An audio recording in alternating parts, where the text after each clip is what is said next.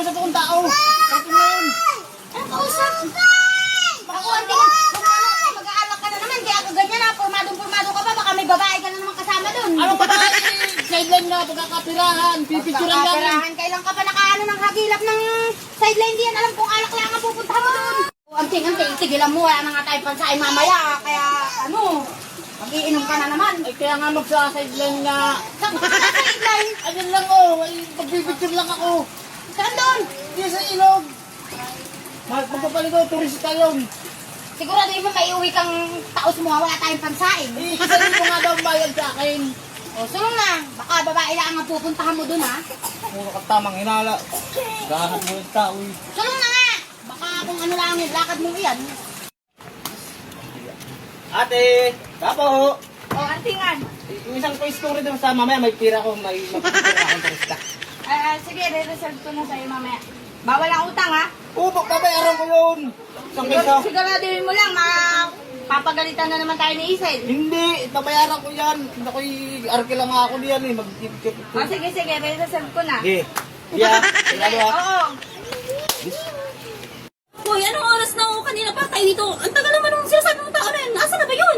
Nandiyan na nga, sinabihan ko na nga kanina. Parating na yun dito, saglit lang. Napakatagal naman yan. Antayin na natin saglit lang yun. Nandiyan na yun, oras na, malapit na oh? yun. Pamay ka malapit. Tagal-tagal. Mag-aantay ka lang kasi, nandiyan na yun. Oy, nalito pala kayo, ma'am, kanina. Ano naman yan, kuya? Napakatagal naman dyan. Na pa kami dito nag-aantay. Anong oras na, oh? Ay, kanina naman, ano kayo kasama ko eh. Hindi, bali na dito na tayo.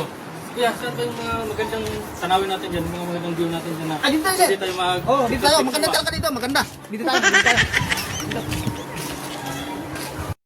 Sir, paki-akbayan mo sila para makikita nyo sa 3, 2, 1. Okay, pati nga ako yan.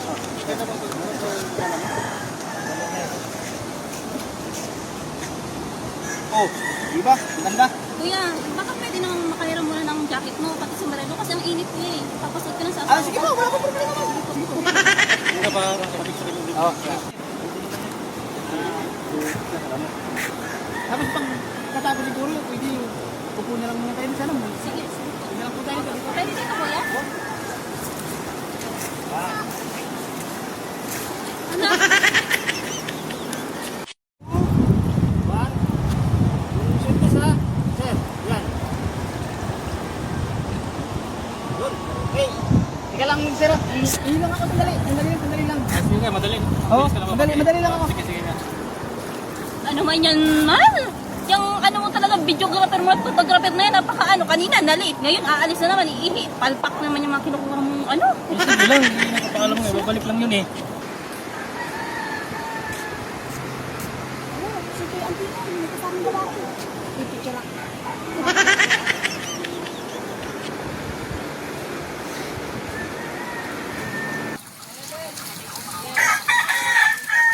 At Isil, tingnan mo ito. Ano ba yan? Si Kuya Antingan. Pinicturean ko dito sa may tuloy. Sino to? Hindi ko alam.